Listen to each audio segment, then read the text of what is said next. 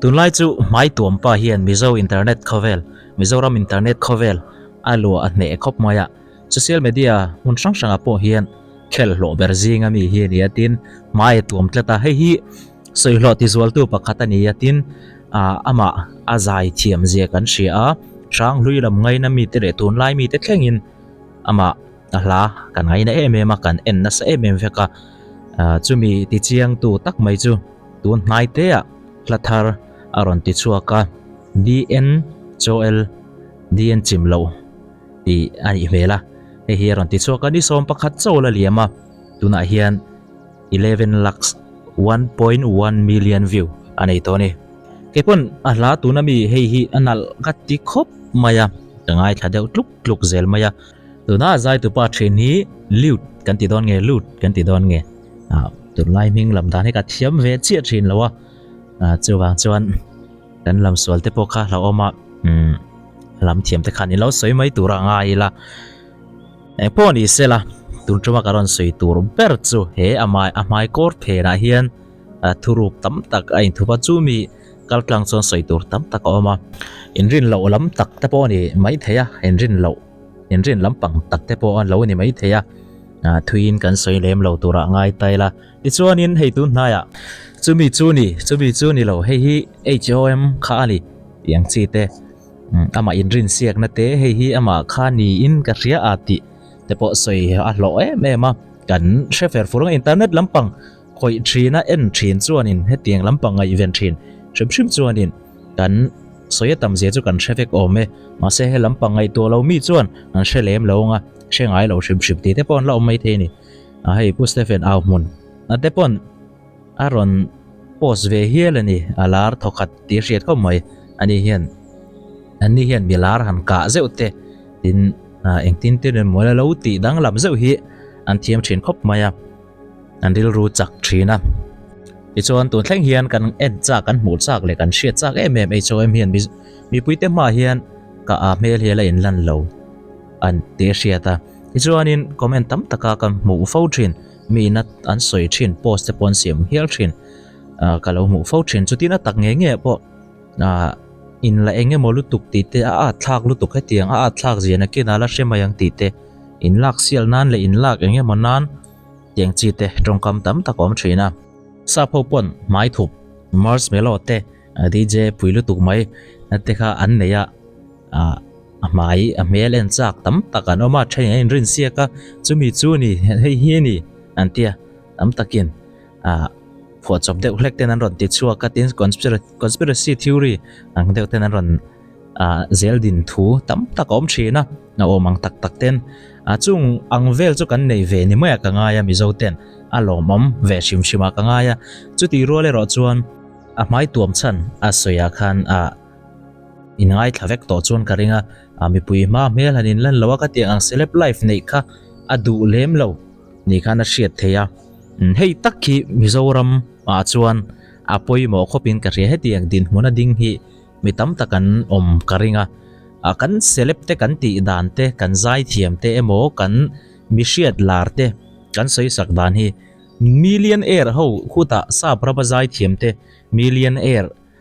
ami puin an siam tak te heng angan ti dan ang thau hian kan ti veya engkim an nun dan an khosak phung le an che jia zong kan ena kan rel kan clear zui ti mayang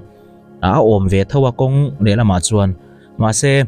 hutiang millionaire ho an ti angin milaran niar hetiang te chon huam turalom ti enin kan en le loi box ya chu ti lu tukin a hlok box si lawa mi pui nol pui claim te kan la ni sia mi pui reng mizoram a chuan veng khata enge mo in hmana lo nga ya tiang khan thil han ti lop ngai tam taka om le khotlang thilanga te hanin lak celeb chiam rem ve lo na hi tam taka omani miram ram changkang te angin chung kan din hmuna ni wangin me lang lo lar hi awa chak om zok moi om ve kan ti thin dan te chu chuan anin taka chun soitong khan eta USA vela milar khovel pum gua pa milar ang hian country tani until tiang kim kan reveka nga malok pon Rebecca la lom sangi telir ki te ho restaurant pakhat changkang vak lawan chola thom no in chei vak lovin an posa na tak takin an ti le mai ni thing lu tu kha tiang chi te tin mi dang po chu tiang tho chuan khola ya om sem kan zai chiam te ve hi a ki tiang khian an om le mai maya ti tong ka mang chi te a boi thak lak lo kwal vel veka mi ngai dan enga ma ngai lo tur ti hi chu ti ve mai mai ni a ngai lo tak tak thei lo mihring kan ni chung hi chuan mi min mu dan thlir dan te hi kan ngai poimo ve reng kan ril rukil khata hi chuan zak thei lo deuh kan ti te po hianin mi mu dan le thlir dan hi chu an ngai ven ru ve reng ania ichuan chung chu kan milar te kan tri dan ani si chuan me lang lowa lar zai thei box se mi puima in lan thei box si engkim ti thei box si ni chu thil chak om takania kan in hriat chian na le kan in rel sep sep le kan tivel kara ngat phei chuanin nun phung pa ngai nun du tan chuan a zai huna perform huna heta mi hran lak mai tuam me hriat mi lo khawanianga ti chuan a zai lo huna mi hran lak me hriat tu ma nan hriat ngai lo mi lara ni ti pon hriat lo kha ani le mai dona chu chu mi tam zok mi tam tak hian an chak ani rin ama lar chu han nuam ve viau thin ma se an ti hi ka ring ani zot chi mai la lar chu nuam viau ma se phim khurangai lu tuka hian ti ve fo ka ring engkima in su mangaya mi mit mei ven zual bi ka ngaya tiang vel chu ani phung ani a chuwang chuan hetia mai ron tuam hi ka dem lo khop maya tin azai mi puin kan du zia alan tira chu mai ba ka soi tur ati oma hai hian ati lar zual le bokin ka ria hemi chung changa hian keima ka channel bi ka hian kan soi kayanga ka mel hi ka tilang kha ta ni dik tak chuan a hmalam deuh te kha chuan mel han ti lan zeu kha kan nei thina chumpo chu tam vak ani lemin ka ring lawa chan chu han ti la ni ka konfi lo thina boi tlak deuh chu life a ngat phei chuan mel langin kan han life a engemaw kan han soya mi pa le mi pa nge mai ni mel che le mai a mel chu thabi lo le men ti chu rilrunat piala main ka zakani mi pa le mi pa na mel rengot thanin boi pui thini ka rilrunna deuh thina hi chu zia lo deuh mangi ka ti thina mei chia te chuan lo soi se thu hran deuania mi pa le mi pa mel hanin ena han chia tha hanin ti mai te chu ani lo lam hian ka ngai to thina chung te wang pu chuan mel hi han ti lan ni ka hre riau maya tin dik takin kan soinga tlang deuhin kholaya kho chung vela te mel hriat ngai mi loin chumi khami khai ni ti ro an han min an tia mi mulai phaisan sei zoi deuh ro ti hi ka chak thini ka zak tlat zelani i channel te kan en thina ni alom om lutuk kalom lutuk ma se ka chim thina ni ka lo zak enge ka adwang te po ni mai theya ka zak viau thina ni chuti lai kara chuan man nia ka thil ton pakhat kan soi telanga mun pakhata hian chuna mi pakhat hian mi ron chibaya tiang hi chuan om vele zeu zela min lo hre to hi chuan lo om vele thina ka chibai le ta channel te kan i subscriber kan dia aron tia he ka va lom ve o ka lom lu tuke ka tia chuan ka be zo mem ka heta lo ka mel hriat ngai lo phei chu soi zom lutuk tu re ka va lom ve ka lom lutuk ke han ti ba ke chu anin chi bai ti zui vak ngai nai ka hrelo chung bak chuan ka thla bi kin ka hrelo nu loka zana ka video post thar pakhata hian comment ma sabera hian aron lang hlol maya he na deuh mai mi ron chuah chal ti larin ti ve deuh to niang i chapo hle mai voin na chi bai tu che ka kan nia mi ti zak khop mai chu ti khati in du ani hi ti zong kha mi ron ti nge maya ka hril hai khop maya ti ngai na wang du khop maya chu kan soilan kher na chan po mi kan mel hriat ngai lo ta ka mel hriat te bula phei hi chuan uang ve tak mai kan over berle tong nem ber trong na saber fiam thu tho tu ber hi kan ni tlang pui thina chuti rol chuan mel hriat ngai lo te bik takin pui tling deuh hlek te bula phei chuan soi tur hre mi alo ti tur hre mang mi alo ka du zong te mi ron soi pui fuwa ka ngai nat zong ka soi du zong mi ron soi pui fu lo te ni lo chuan han ti chiam tur poi ka hrelem lowa ka zak ngoi zel mai ni teng chu kania ka mi zia hrim me langa han react video han react te po me langa ti tei ka chak lutukani tiktak chuan ka chak em ani me langa han tia reaction engemaw han neya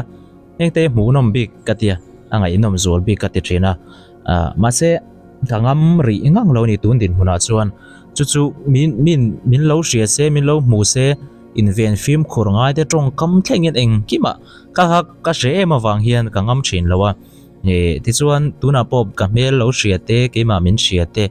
kala mer riat ngai mi lo min lo khongaya min lo du sak der ve tu te kholaya min lo tonga min lo bia ani poin ka chan thana cheu engemo lungoi lo na deuh hlek te poin nei the in du angin ka lo dong song lo cheu po ni thei ka lo chang lo cheu po ni thei ka lom me ka ti ani chon khonga dakin ka lom hle a min lo ngai sakula ka lom tak zet ti kha min lo hriat sakula an tong tui tam du tur hi mai chana bik takin mel hriat ngai lo te la ka hian ka kala hai cham reng thina chuwang chuanin chu mi lo hriat sak ramula in du emo khati ang chia khan mi lo ngai sak lo ram te uti hi chemical tlang hian ron soi tel ve shim ka duwa ti chon tuna karil ruput mang ang pu hi mi tam tak hi anom ve hi langem o katia anom ve mai theya anom lo mai thei boka eng pon i sela kan soi HOM te an mai tuam hi ke chuan ka hre thiam tak zeta ka dem lowa tin mi pui tam tak po hian kan hre thiam min ka ria ti chuanin hilpoi mo ber lo ni ta chu mi zo te hian kan zai thiam te kan milar te eng hi kan en dan te kan treat dan te kan society ne na in mil deuh hian treatila heta millionaire ho kovel pum ho pa zai thiam millionaire ho te anga kan treat dan he chu bansan a hun to ko pin ka rian mani nun hreu moi ngoi tura siam tur khop ang chi hi chu siam ve deuh to se changkan lampanila an tan poisa the chuak an uite lun len hian asoi se lama chon milara nen in huam ve tur lom ti hi ranchana hian kan nei le thina andik chu dik te meu mai ma se miram ang em kan la ni ve lo wang hian mirama an soi chiat na ang chi le ti zong hi kan ti ve a thalem lowa ti hian ka soi thina social media celeb te emo mi kan vo comment a bad comments kan vo pek te thil thalo tak tak kan va ti hi milaran nia anin huam hetiang huam turangai anni chu kan ti rualin mi pa ngai takril rupa ngai putak le mi ril rutluang tampa ngai ti chi chu ani mi lawin ka ria tin ka soi thin em pon se wen tan chon du top tang